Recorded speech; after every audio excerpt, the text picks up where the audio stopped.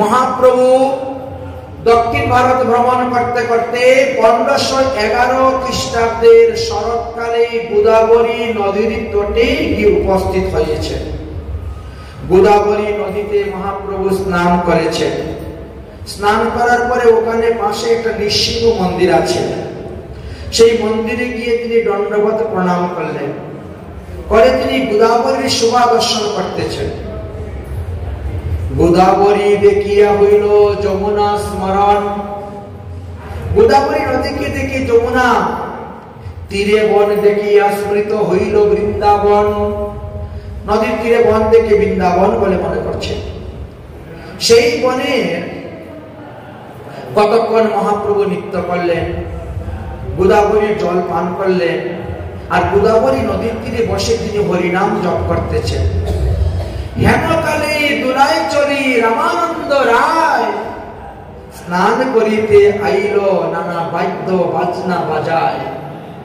এটা বিরাট বড় ব্যক্তি। ইনি যাচ্ছেন গোদাবরী নদীতে স্নান করবেন, পিতৃপুরুষের উদ্দেশ্যে তর্পণ করবেন, পিণ্ডিদান করবেন। এই জন্য সঙ্গে অনেক ব্রাহ্মণ এসেছে, বৈদিক ব্রাহ্মণ। তারপরে হাতি ঘোড়া লোক লস্কর তো আছে, তার মধ্যে আবার ব্যান্ড পার্টি বাজনা। আমাদের অনেকে যায় না ওই অধিবাসে জলটল ভরতে, ব্যান্ড পার্টি বাজনা বাজিয়ে যায়, সেইভাবে বাজনা বাজিয়ে আসতেছে। তো মহাপ্রভু তো এক পাশে বসে গোদাবরীর তীরে মালা জপ করতেছেন। হেনকালে দুলাই চরিয়া রায় রামানন্দ, রামানন্দ রায় স্নান করিতে আইলা বাজনা বাজায়। তার সঙ্গে বহু আইল বৈদিক ব্রাহ্মণ, আর বিধিমত কইল তেহে স্নান আদি তর্পণ। বিধিমতে তিনি স্নান তর্পণ করলেন। প্রভু দেখিয়া তার মনে হইল চমৎকার, আসিয়া করিল মহাপ্রভুকে দণ্ডবত নমস্কার। যখন শ্রাদ্ধ তর্পণ করতেছেন তখন দূরে দেখতেছেন যে একজন সাধু দেখা যাচ্ছে, একজন সাধু দেখা যাচ্ছে, বসে আছে সন্ন্যাসী। কিন্তু উভয়ের মধ্যে পরিচয় নেই, কেউ কাউকে জানেন না, কেউ কাউকে চিনেন না। কিন্তু সন্ন্যাসী আশ্রম সবার গুরু। সাধু দেখলেই আমাদেরকে দণ্ডবত প্রণাম করতে হয়। বৈষ্ণব দেখিয়া যেবার না নয় মুন্ড, তাহার মুন্ড পরে গিয়ে নরকের কুণ্ড। তাই বৈষ্ণবকে দেখা মাত্র প্রণাম। তিনি বৈষ্ণব বেশ দেখলে পরেই তাকে প্রণাম করতে হয়। তার গুণ বিচারটা পরে করবেন। আগে দর্শনদারি, তারপরে গুণ বিচারী। দুষ্গুণটা বিচার পরে করতে যাবেন, আগে দর্শন মাত্রই দণ্ডবত প্রণাম করিবেন। বৈদিক ব্রাহ্মণগণ সঙ্গে আছে, তাই তিনি কি করলেন, ওই তর্পণ কার্যাদি সমাপ্ত করিয়া গিয়ে মহাপ্রভুকে দণ্ডবত প্রণাম করলেন। যখন মহাপ্রভুকে দণ্ডবত প্রণাম করলেন, তখন মহাপ্রভু বলছেন, উঠো উঠো কৃষ্ণ কৃষ্ণ কহ। আচ্ছা, সন্ন্যাসীর মুখে কিন্তু এই কথা পাবেন না। সন্ন্যাসীরা বলবে অহম ব্রহ্মস্মি, ওম নমো নারায়ণ। কোন সন্ন্যাসীকে যদি প্রণাম করে, মানে দশনামী সন্ন্যাসী যারা, তারা সন্ন্যাসীকে যখন প্রণাম করবে তখন ওম ব্রহ্মস্মি। অন্য লোক প্রণাম করে ওম নমো নারায়ণ বলে প্রণাম করে। আচ্ছা, কিন্তু মহাপ্রভু রায় রামানন্দকে কি বললেন, আরে বাবা প্রণাম করছো কেন, উঠো উঠো কৃষ্ণ কৃষ্ণ কহ, কৃষ্ণ কৃষ্ণ বদ, কৃষ্ণ কৃষ্ণ। রায় রামানন্দ কৃষ্ণ কৃষ্ণ কৃষ্ণ কৃষ্ণ করে উঠেছেন। মহাপ্রভু জিজ্ঞাসা করছেন, আপনি কি রায় রামানন্দ? জিজ্ঞেস করছেন, মানে ঠাড়ে ঠাড়ে বুঝে নিয়েছেন ইঙ্গিতে, আপনি কি রায় রামানন্দ? রায় রামানন্দ তখন মাথা নত করে বলছেন, আজ্ঞে হ্যাঁ। কিন্তু আপনি আমার নাম শুনলেন কোথা থেকে? আপনি আমাকে জানলেন কেমন করে? বলে, আমি যখন দক্ষিণ ভারতে আসছিলাম তো সার্বভৌম ভট্টাচার্য তোমার কথা আমাকে বলেছে। রায় রামানন্দ বলছেন, তাহলে ভালোই হয়েছে, তাহলে আপনার মুখে একটু হরিকথা শ্রবণ করব। আমি তো শূদ্র জাতি, মন্দ বুদ্ধি, অতএব আপনি কৃপা করে আমাকে উদ্ধার করবেন। মহাপ্রভু বলছেন, আমি তো কৃষ্ণ কথা জানি না, আমি আরো তোমার মুখে কৃষ্ণ কথা শোনার জন্য তোমাকে খুঁজে বেড়াচ্ছি। আমি শুনেছি সার্বভৌম ভট্টাচার্যের মুখে তোমার গুণের কথা, তুমি নাকি পঞ্চরসের রসিক, তুমি সমস্ত শাস্ত্রের সিদ্ধান্ত জানো, তাই তোমার মুখে ভাগবত কথা শ্রবণ করতে আমার ইচ্ছা হইল। এইভাবে উভয়ের মধ্যে কথা বলতে বলতে বলতে বলতে মহাপ্রভু তিনাকে ধরে আলিঙ্গন করলেন। যখন আলিঙ্গন করলেন তখন উভয়ের শরীরে শ্বেত স্তম্ভ বস্ত্র পুল বিবর্ণ ওঙ্কার আদি হয়ে উভয়ই কৃষ্ণ কৃষ্ণ বলে নাচতে শুরু করে দিয়েছে। আচ্ছা, বৈদিক ব্রাহ্মণ যারা ছিল তারা তখন বলছে, এ আবার কেমন সাধু রে, সন্ন্যাস হইয়া শূদ্রকে আলিঙ্গন করে। তারা বুঝতে পারল না, বৈদিক ব্রাহ্মণরা বুঝতে পারলেন না। তারা তখন বিচার করে, এ আবার কেমন সন্ন্যাসী, সন্ন্যাসী সাধুকে আলিঙ্গন করবে কেন? তারা দণ্ডবত প্রণাম গ্রহণ করবে। শূদ্রকে আলিঙ্গন করে কাঁধে কিরকম? মহাপ্রভু তখন বুঝতে পারলেন, তখন নিজের ভাবটাকে নিজে সংবরণ করে নিলেন। এদের সামনে ওইসব ভাব দেখালে লাভ হবে না, সংবরণ করে নিলেন। সার্বভৌম ভট্টাচার্য গুণের কথা বলে বললেন, ঠিক আছে, আপনি সন্ধ্যার পরে একা একা আসবেন। এত লোক নিয়ে প্রেম আস্বাদন করা যাবে না, অতএব সন্ধ্যার পরে আপনি একা আসবেন, আমিও আসবো, আর দুজনে নদীর তীরে বসে কৃষ্ণ কথা শ্রবণ করবো, আস্বাদন করবো। রায় রামানন্দ বলে, ঠিক আছে, তাই হোক। আমাকে নিস্তার করার জন্যই মনে হয় ভগবান আপনাকে পাঠিয়েছেন। যাই হোক, হে পরম দয়ালু পতিত পাবন গৌর হরি, আপনি কৃপা করে আমাকে উদ্ধার করবেন, নিস্তার করবেন। আমি জানি মহত্বের কাজ হলো তারিতে পামন, সাধুদের কাজই হলো অসাধুদেরকে উদ্ধার করা। মহন্তের কাজ হলো তারিতে পামর, নিজ কার্য নাই তবু যায় পরের ঘর। তাই সাধু সন্ত মহাত্মারা আসেন, তারা পাপী তাপী জীবকে উদ্ধার করার জন্য। দেখুন, আপনাকে দর্শন করিয়া আমার সঙ্গে যে 1000 ব্রাহ্মণগণ ছিল, তারাও প্রেমিক দ্রবীভূত হয়ে যাচ্ছে। তাদের মুখে কোনোদিন কৃষ্ণ কথা শুনি নাই, কিন্তু আজকে আপনাকে দর্শন করার পরে তারাও কৃষ্ণ কৃষ্ণ বলতেছে। তাহলে নিশ্চয়ই আপনি পরম ভগবত, না হলে কৃষ্ণ কথা বলবে কেন তারা? মহাপ্রভু তখন নিজেকে গোপন রাখলেন, দেখে প্রভু বলছেন, আরে তুমিও এক পাগল, সন্ন্যাসী দেখলেই তোমরা ভগবান বলে মনে করো। আরে সন্ন্যাস নিলেই কি চতুর্ভুজ নারায়ণ হয়ে যায়? জিজ্ঞেস করছে। প্রভু কবে, তুমি হও মহাভাগবত, তোমার দর্শনে সর্বলোকে দ্রব হয় মন। অন্যের কি দায় মায়াবাদী সন্ন্যাসী, আমিও তোমার পরশে কৃষ্ণ প্রেমেতে বাসি। বাস্তবের গুণ তো তোমার মতো বৈষ্ণবের স্পর্শ পেয়ে আমার মতো মায়াবাদী সন্ন্যাসীর মুখে আজ কৃষ্ণ নাম আসতেছে। মহাপ্রভু উল্টিয়ে দিলেন কথাটা, রায় রামানন্দকে জয় করে দিলেন। প্রভু কহিন, তুমি মহা ভাগবত উত্তম, ঠিক আছে, তাহলে কথা এটাই রইল, রাত্রিবেলা আসব, ঠিক আছে, কৃষ্ণ কথা বলবো। রায় রামানন্দ কহেন, শুধু এক রাত্রি কৃষ্ণ কথা বললে হবে না,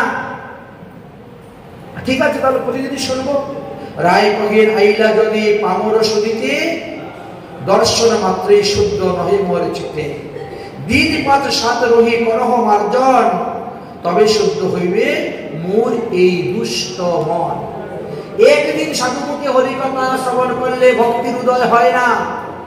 ভক্তির উদয় হতে গেলে কমসে কম 5-7 দিন সাধু সঙ্গ করতে হয়, সাধুমুখে হরিকথা শুনতে হয়, তবে হৃদয়ের মধ্যে কিছু জমা হয়, পাপ তাপ অপরাধ কিছু দূরে যায়, মানুষ বুঝতে পারে ধর্মের মূল রহস্য কথা। মহাপ্রভু বললেন, ঠিক আছে, তাই হবে, তাই হবে।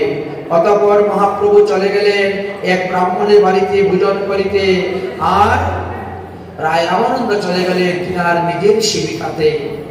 সন্ধ্যা সময়ে রায় রামানন্দ এসে উপস্থিত হলেন, মহাপ্রভু এসে উপস্থিত হলেন, উভয়ের মধ্যে শুরু হলো কৃষ্ণ কথা।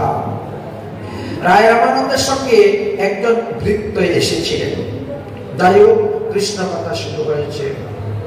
রায় রামানন্দ কলিহত জীবকে কি রূপে উদ্ধার হইতে পারবে, বৈতরণী পার হইতে পারবে, এই বিষয় নিয়ে কিছু তত্ত্বগত আলোচনা করার জন্য মহাপ্রভুকে অনুরোধ করলেন। মহাপ্রভু বললেন, আমি কৃষ্ণ কথা জানি না। রায় রামানন্দ কিন্তু তখন মহাপ্রভুকে ঈশ্বর তত্ত্ব বলে বুঝতেই পেরেছেন, দেখতেই পেরেছেন। তিনি একজনকে মহাপ্রভুকে চিনে নিয়েছিলেন। উভয়ের মধ্যে তখন কৃষ্ণ কথা আরম্ভ হলো। তখন প্রথমে তিনি শ্রীমদ্ ভগবত গীতা থেকে বলেছিলেন, জীবের মঙ্গলের জন্য শ্রেষ্ঠ ধর্ম সম্পর্কে আলোচনা করতে গিয়ে মহাপ্রভু বলেন, দেহ বাহ্য আগে কহ আর। কেন? গীতাতে জ্ঞান মিশ্রিত ভক্তির কথা আছে, আর জ্ঞান মিশ্রিত ভক্তির দ্বারা ভগবানকে পাওয়া যায় না। ভগবানকে পেতে গেলে শুদ্ধ সাত্বিক প্রেমের প্রয়োজন হয়। তাই গীতাতে যে কর্মমিশ্রিত ভক্তির কথা বলেছেন, ইহাকে মহাপ্রভু বাহ্য বলে দিলেন। প্রভু কহেন, এহ বাহ্য আগে কহ আর। রায় কহে জ্ঞান সিদ্ধ ভক্তি সাধ্যসার। তখন প্রভু বলছে, এহ হয়, এহ হয়, কিন্তু এটা তো অনেক মোটামুটি, আরো তীক্ষ্ণ, আরো সুতীক্ষ্ণ সিদ্ধান্তের কথা তুমি আমাকে বলো। এই বলে এখন সুতীক্ষ্ণ সিদ্ধান্তের কথা শুরু হয়ে গেল। কৃষ্ণ প্রাপ্তির উপায় সম্পর্কে এখন নানাবিধ প্রশ্ন আলোচনা হতে শুরু হলো। মহাপ্রভু প্রশ্ন করতেছেন, আর রায় রামানন্দ উত্তর দিচ্ছেন। জীবের মঙ্গলের জন্য, জীবের কল্যাণের জন্য ভগবান নিজে আজ ভক্ত সেজে আর নিজের ভক্তকে বড় করে দিয়ে তিনি আরম্ভ করলেন প্রশ্ন করতে। মহাপ্রভু যখন প্রশ্ন করছেন, রায় রামানন্দ উত্তর দিচ্ছেন। উত্তর দিতে গিয়ে যদি ভুল হয় তাহলে বলছেন, এহ বাহ্য আগে কহ আর। যদি ঠিক হয়, এহ উত্তম আগে কহ আর। ঠিক আছে, এইভাবে বলে চলছেন। তো এইভাবে হরিকথা শুরু হয়েছে। হরিকথা বলতে বলতে এবার আসলে যে এই যে আমরা ভগবানের ভজন করি, ভজন করতে গিয়ে আমাদের 12 প্রকারের রস আছে, দ্বাদশ রসের উপাসক। তার মধ্যে 7টি রস হলো গৌণ আর 5টি রস হলো মুখ্য। সেই পঞ্চরসের কথা আলোচনা করলেন, শান্ত, দাস্য, সত্য, বাৎসল্য, মধুর। এই 5 ভাবে আমরা ভজন করতে পারি। যে যে রসের উপাসক ভগবান সেইভাবেই তাকে এসে দেখা দেন। অতএব রসের উপরে নির্ভর করে আমাদের ভগবানের ভজন। আপনারা হয়তো শুনেছেন অগ্রদ্বীপের কথা। অগ্রদ্বীপে একজন মহাপ্রভুর ভক্ত ছিলেন, আমরা পরবর্তী সময়ে আসবো আলোচনায়, গোবিন্দ ঘোষ, যাকে মহাপ্রভু ত্যাগ করে দিয়েছিলেন। ইনি গোপীনাথ বিগ্রহকে নিজের পুত্র জ্ঞানে সেবা পূজা করেছিলেন। ভগবানও তিনাকে পুত্ররূপী দর্শন দিয়েছিলেন এবং ভগবান প্রতিজ্ঞা করেছিলেন, তোমার মৃত্যুর পরে আমি তোমার শ্রাদ্ধ করব। এবং আজবধি ভগবান সেই স্থানে শ্রাদ্ধ করে যাচ্ছে তিনার পিতা গোপীনাথ। তাহলে চিন্তা করছেন, যে যেভাবে ভজন করেন সে সেইভাবেই ভগবান তাকে কৃপা করেন। একবার এক শেখ, খুব ধনী ব্যক্তি, এক শেখ, ইনি দিল্লিতে থাকেন। তো দিল্লি থেকে তিনি বর্ষানাথে এসেছেন। রাধারানীর মূর্তি দর্শন করার পরে রাধারানীর কাছে বলছে, হে রাধারানী, তুমি কৃপা করে আমাকে একটি কন্যা সন্তান দান করো, আমার একটি কন্যা সন্তান করো। তো পাশে একজন সাধু ছিল, সাধু শুনে বলছে, সাধু বলছে, এই ভগবানের কাছে প্রেম ভক্তি ছাড়া অন্য কিছু চাইতে নাই, তুমি বিষয় চাচ্ছ কেন? বলে, জানেন সাধু বাবা, কন্যাদান হলো মহাদান। অতএব আমার যদি একটা কন্যা হয়, আমি দান করে মহাদান হব, আর সেই পুণ্যতে আমি নিত্যধাম লাভ করতে পারবো। বলে, আচ্ছা, তোমার কি পুত্র? হ্যাঁ, কন্যা চাই, কন্যা চাই, কন্যা চাই বলতে বলতে আমার 3টা পুত্র সন্তান হয়ে গেছে, একটা কন্যা সন্তান হয় না। সাধু বলছে, তাহলে দেখি তো, তুমি আমার কাছে দাঁড়া, তোমার কপালে লেখাটা দেখি তো, তোমার কপালে কন্যা সন্তান আছে কিনা। সাধু দেখে বলছে, তোমার কপালে কন্যা সন্তান নাই, অতএব তুমি এক কাম করো, রাধারানীকে তুমি কন্যা বানাই ফেলো। যার যেখানে অভাব যে বস্তুর, তাকে সেখানে সেটা বসিয়ে দাও। তোমার কন্যা সন্তান নাই কপালে, তাহলে রাধারানীকে তোমার কন্যা বানিয়ে বসিয়ে দাও। তাহলে কিভাবে পাবে? ওই বাজার থেকে একটা মূর্তি কিনে যাও রাধারানীর। আপনারা যেভাবে গোপালের মূর্তি আনেন না, গোপালের মূর্তি কি হয়, এইভাবে করে হাঁটুগালা দিচ্ছে, হামাগুড়ি 1 হাতে লাগবে, আর রাধারানীর 2 হাতটাই নিচে, রাধারানী হামাগুড়ি দিচ্ছেন। রাধারানীও কিন্তু ওই রকম মূর্তি পাওয়া যায়, বাল্যকালীন মূর্তি। এটা বর্ষানায় গেলে আপনারা পাবেন, বৃন্দাবনে গেলে পাবেন। কেউ যদি বলেন যে রাধারানীর সেই ছোট্ট বেলার মূর্তি আমাকে দেন, দিবেন। একেবারে গোপাল মূর্তির মতন রাধারানীর মূর্তি দেখেছেন, সেই মূর্তি। সেই মূর্তি এনে তিনি বসিয়ে দিয়েছেন, ব্যবসা বাণিজ্য করছেন। এখন প্রতিদিন মন্দিরে আসেন, দণ্ডবোধ প্রণাম করেন, যান, খুব আনন্দে আছেন। কারণ রাধারানীর কৃপায় এখন তিনি বর্ষানায় বাস করা শুরু করছেন। তারপরে তিনি কি করেছেন, দিল্লি থেকে বাড়ি বিক্রি করে বর্ষানায় এসে বাড়ি করেছেন, দোকান দিয়েছেন। হ্যাঁ, सुनो शेर जी तुमको मिला वर्षा नामे बास, वही नाते राधा सुता क्यों हो उदास।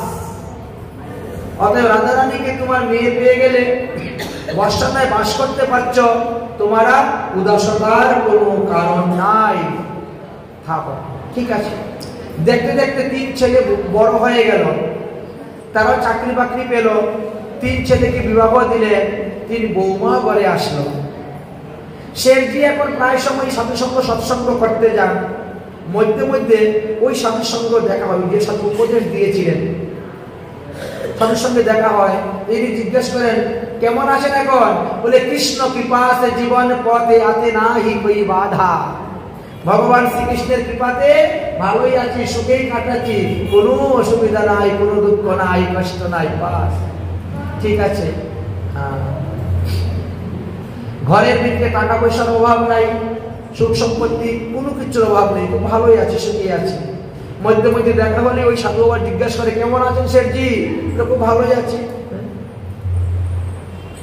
বউ বেটি এ ঘর মে সুখ সুবিধা হে পুরি, খাজানা ভরা সম্পত্তি কই নেই মজবুরি। এখন আর আমার দোকানদারি করতে হয় না, 3 ছেলে চাকরি করে, 3 বৌমা ঘরে আছে, কোনো অসুবিধাই নেই।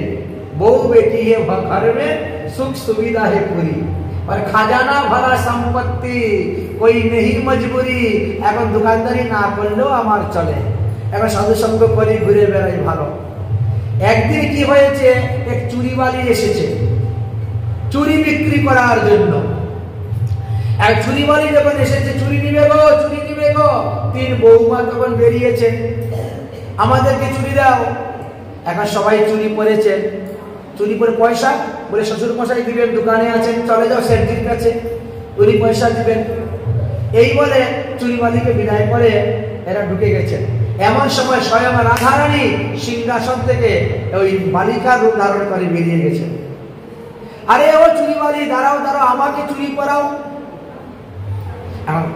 দেখতে শুনতে খুব সুন্দরী রাধারানী, রাজদুলারি, সেই রকম চেহারা, সেই রকম শরীর।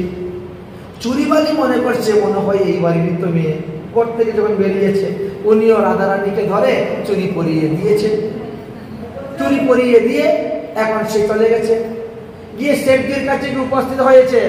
শেঠজি পয়সা দিয়ে, পয়সা দাও। কিসের পয়সা? আরে তোমার ঘরে 4 জন চুরি নিয়েছে। 4 জন কোথায় পেলি? আমার ঘরে তো 3 জন, আমার 3 বৌমা। বলে মেয়ে একটা চুরি নিয়েছে। বলে আমার কোনো মেয়েই নেই, মেয়ে মেয়ে করতে করতে সারা জীবন গেল, আমার কোনো মেয়েই নেই। তুমি একটা চুরি নিবে? তুই মিথ্যা কথা বলছিস। আরে না না শেঠজি, 4 জনকে আমি চুরি দিয়েছি। 3টা বউ চুরি নিয়েছে, আর একটা মেয়ে, একটা কুমারী মেয়ে চুরি নিয়েছে। আমার কোনো মেয়েই নেই। তুমি আচ্ছা দেখবো, আমি বাড়ি গিয়ে জিজ্ঞেস করে দেখবো। এখন কে আসলো, কোন আত্মীয় স্বজন এসেছে, কে চুরি নিয়েছে। আচ্ছা তুমি এসেছো, 3 জনের পয়সা নিয়ে যাও। 3 জনের পয়সা নিয়ে যাও, আর আগামী সপ্তাহে যদি এদিকে চক্কর করে, আমি বাড়িতে জিজ্ঞেস করার পরে আরেকজনের পয়সা দিব। মাসে 2 মাসের চক্কর পরে তো এইদিকে তুমি তোমার পয়সা মার যাবে না, তবে আমি বাড়িতে জিজ্ঞাসা করে আরেকজনের পয়সা দিব। আর আমি সকালবেলা এসেছি বাড়ি থেকে, আমাদের বাড়িতে কোনো আত্মীয় স্বজন আসে নাই, কোনো বৌমাদের বোন আসে নাই, কেউ আসে নাই। তুমি 3 জনকে তো আমি জানি। ঠিক আছে, আর না হলে তোমার নাম ঠিকানা দাও, আমি লিখে রেখে দিব। তুমি যখন আসবে তখন তোমার পয়সা পাবে। চুরিওয়ালির নাম, গ্রাম, ঠিকানা সব লিখে রেখে দিয়েছেন। আর একজনের পয়সা বাকি আছে, 3 জনের পয়সা শেঠজি দিয়ে দিয়েছে। সন্ধ্যার পরে দোকান বন্ধ করে রাধারানীর মন্দিরে গিয়ে প্রণাম করে আরতি দর্শন করে বাড়িতে ফিরছেন। বাড়িতে ফেরার পরে বৌমা তো অনেক সন্তুষ্ট, খুশি। শ্বশুর মশাইকে খেতে দিয়েছেন। একজনে বাতাস করে, একজনে পরিবেশন করে, আরেকজনে গল্প করে। তিন বউ। এখন শ্বশুর মশাই বলছেন, বৌমা আজকে নাকি চুরি বাড়ি এসেছিল, তোমরা নাকি চুরি কিনেছো? বলে হ্যাঁ কিনেছি তো। তোমরা কয়জনে চুরি কিনেছো? 3 জন। চুরি বাড়ি তো আমার কাছে 4 জনের পয়সা যাচ্ছে। সর্বনাশ, এত বড় মিথ্যাবাদী! আমরা 3 জনে চুরি নিয়েছি, 4 জন তো নেই। ভালো হয়েছে আমি 4 জনের পয়সা নেই নাই, আমি 3 জনের পয়সাই দিয়েছি। ভালোই হয়েছে। আচ্ছা, নাম ঠিকানা তো লেখা আছে, সুযোগ পেলে তো ধর্ম। আচ্ছা, চুরি বিক্রি করে তো কিছু না কিছু তো লাভ তো হচ্ছে, লোকসান তো করে তো বিক্রি করে না। তার মধ্যে আবার 3 জনকে দিয়ে 4 জনের পয়সা নিবে, কত বড় ঠকাঠকি ব্যবসা! চিন্তা করো তো। দেখি একদিন ধরতে পারলে হাতে নাতে তাকে ছাড়বো না। কত কথা বলা বলি হলো।